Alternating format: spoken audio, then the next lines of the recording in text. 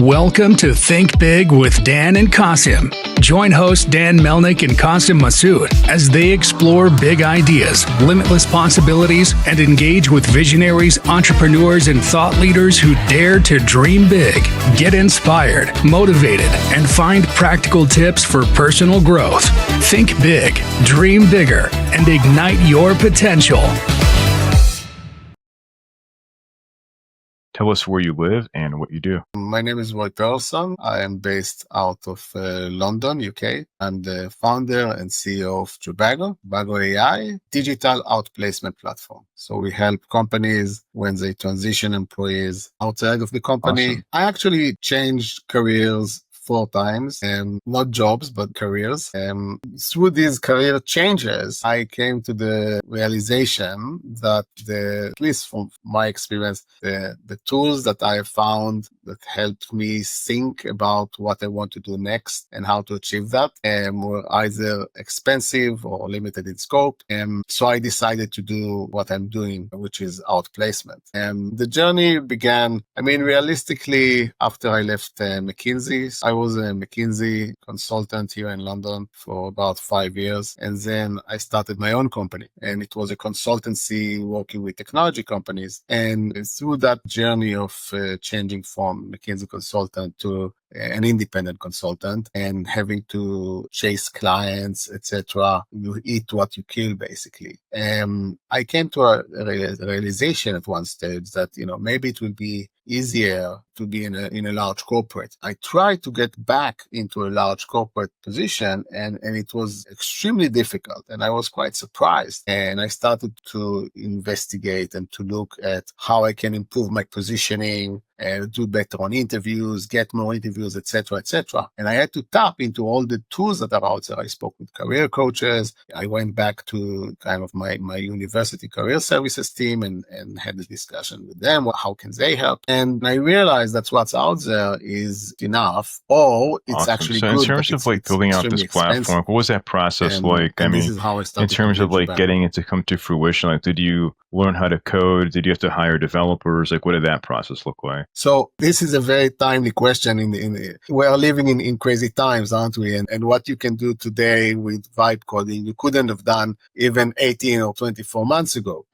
So this journey started. I made a conscious decision that, given my purely business background and learning to code and building the platform from scratch by myself, would probably not be the best use of my capabilities.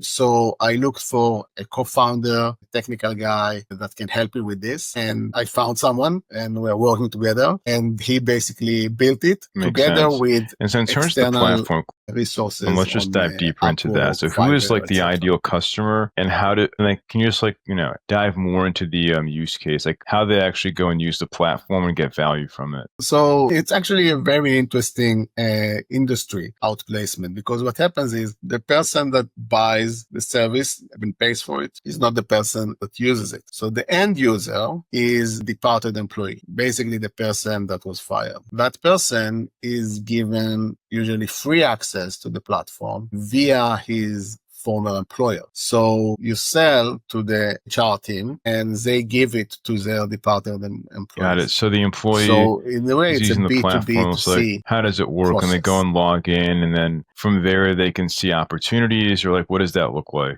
Exactly. So think about all the things that you would need when you are looking for a job, but also consider that you are looking for a job, not necessarily, it's not like a student, a graduate looking for a job, anticipating all the greatness that lies ahead. Usually you might be in a state of shock because you were fired, and you might have some emotional distress going on. You might have foresee or already are in financial crunch. So it's a very different setup.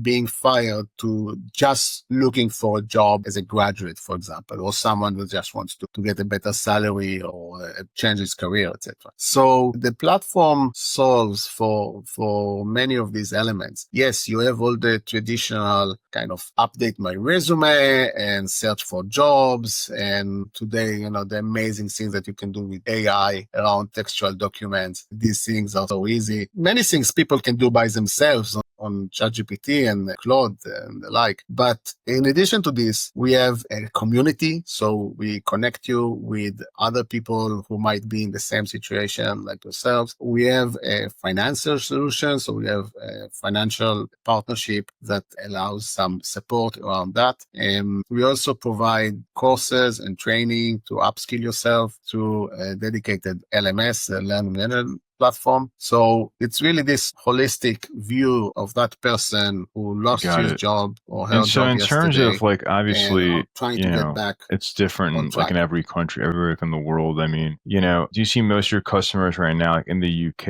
or US? Like, because I think in America, people get fired all the time and it doesn't seem like there's some severance and things like that. I don't know, like it's, what the employment laws are in the UK compared to like in the US. I feel like it's a bit different. What does that kind of look like in terms of your geographic location, like of your customers?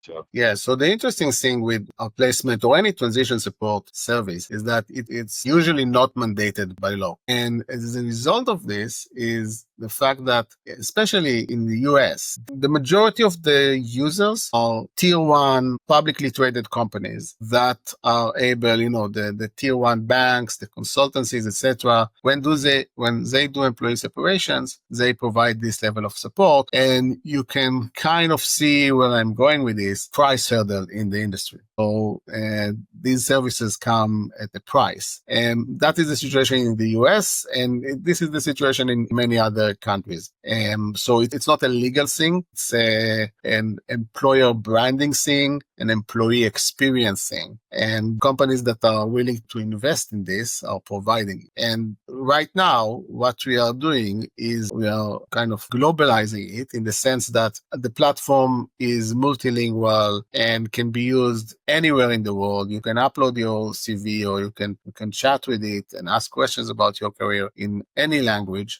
So that's one huge benefit. And the other thing is the affordability. So by using AI, we are able, and this is the mission of the company, when we say outplacement for all. So we believe that anyone who is in this kind of distressful situation and losing their job should be entitled to this. So essentially, like you're saying right that for them, it's more so not a requirement. It's more of like an optics thing, where it's like if they want to look good and they want to be like perceived good in general, even though they just fired somebody. So I think we all live in a certain market economy, and companies have to do what they have to do to survive. But you can still do that. And, I wouldn't use the word optics. You can still fire people, but do it in a kind way. You can still appreciate that they were part of your journey. It's almost like a sports team, like a football team. So there is a target. Everybody is part of the team. It's part of the journey, but you can replace people because the bigger goal of the company is bigger than each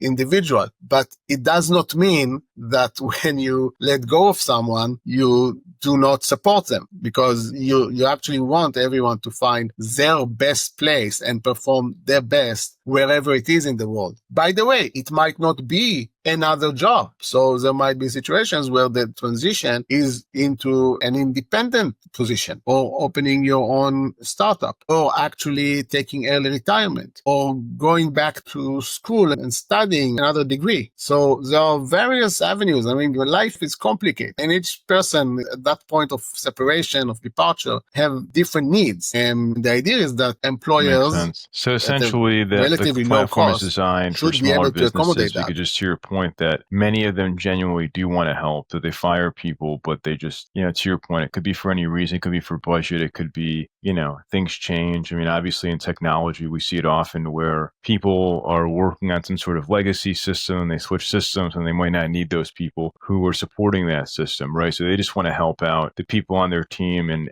I think sort of to your point as well, it's like a lot of it is sort of like a small community, like, people talk. So it's better not to, be a jerk if you can kind of like avoid it. If you can help people out, then why not? Yeah, I mean, the amount of money and effort that HR teams put into employee experience, whether it's some nice the team dinner, team events, gifts, swag, whatever, a lot of money goes in both large and small companies into making your employees feel better about the workplace. And if you think about it, this kind of support at the moment, which is probably the most crucial for the employee because they are faced with a very difficult situation, is something which is much more appreciated than, a team dinner. Transition. And then I guess just back to my earlier questions, I guess as of right now, are most of your customers in the US or in Europe? Where do you see most of your customers today? If you can kind of share with our audience, percentage breakdown of where you're seeing the most traction. Yeah, so we are based in the UK, but we are targeting globally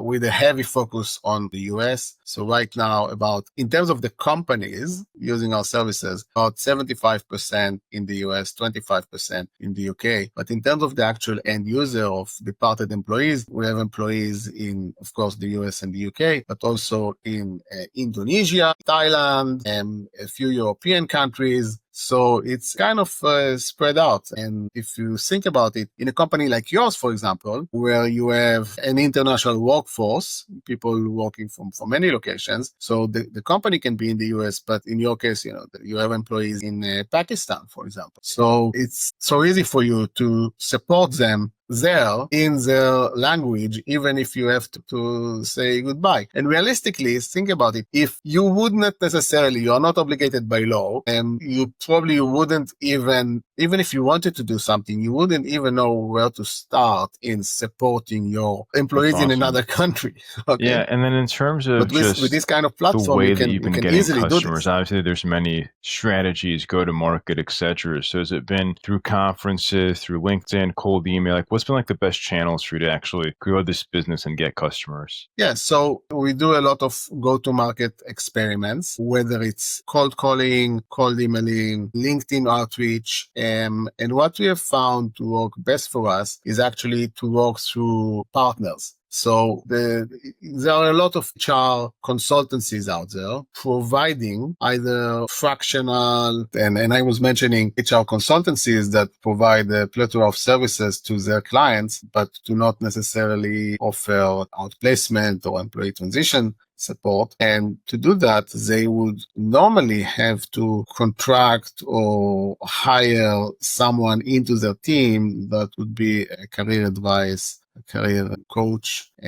or source out an outplacement provider. And we offer them an opportunity to collaborate with us, to partner with us, and offer this service as a win-win, as a revenue generating opportunity for them. They are already in discussions with the clients. They already have trust of the HR, the internal HR team, or the owner, or the CEO. And therefore, it's pretty easy for them to offer this service for sure. If they know that an employee transition event is coming. Now, just wanted to mention one other thing. If zoom out for a second on kind of the broader context, I don't know if you came across the Anthropic Claude CEO, Dario Amodei, speaking a couple of weeks ago in an interview. And he was saying, look, we are walking towards white collar jobs bloodbath. These are the words that he's been using. And he said that governments and employers should open their eyes and be honest about what's coming up and take appropriate measures. And I think that as a society, we have to realize that AI, whether you agree with him or not, and there are other opinions out there, I think it's obvious at this stage that there is going to be some kind of job displacement or some kind of employment dramatic change that we have not seen for many, many decades. So, solutions that would support employee transitions. So if you could go back in time to before you started this business, what is the one biggest piece of advice that you wish you knew? I think that the go-to-market sophistication that is required these days is quite significant. So even if you kind of cover all of your basics, I've been doing business development and sales work and commercial work for many years as an independent consultant. And I kind of have good grasp of all the basic things with, as you mentioned, cold reach out and conferences and marketing, etc. But the level of sophistication that is required today and the level of sophistication that you can actually achieve with AI tools to target the right people and to have a compelling message that actually goes through the noise. Because I think in the past, even 5 years ago, if you had decent copy and decent data and you had a compelling message to a compelling audience, you would send those emails, send the LinkedIns, make the calls, and you would see results. I think today it's so easy to generate copy. It's so easy to generate lists. It's so easy to scrape websites and get people's data that the reach out has to be much more sophisticated. And this is also one of the reasons why I'm doing this interview and I'm actively pursuing a higher, more public profile, because it's crucial to build trust so people know about you. They know who you are. They know what your values are. Exactly. So yeah. Well, I appreciate when you coming on the actually show. have that phone call, if somebody watching the show wanted to use your platform, if they wanted to reach out to you, do you mind sharing your website, social media, I guess best ways to get in contact? Yeah, it's just the website. It's Tobago.ai. Very straightforward, Jobago.ai. And the same thing goes for our Facebook and Instagram and TikTok and YouTube. You can find us on all of these places, and it's very easy to, and actually, Perfect. If you actually go on Google awesome. and you well, write Roy, thanks so much AI outplacement, we are number one. Awesome. Well, that was Thank it. you, Yeah, Dan. thanks It was for doing the amazing show. to be here.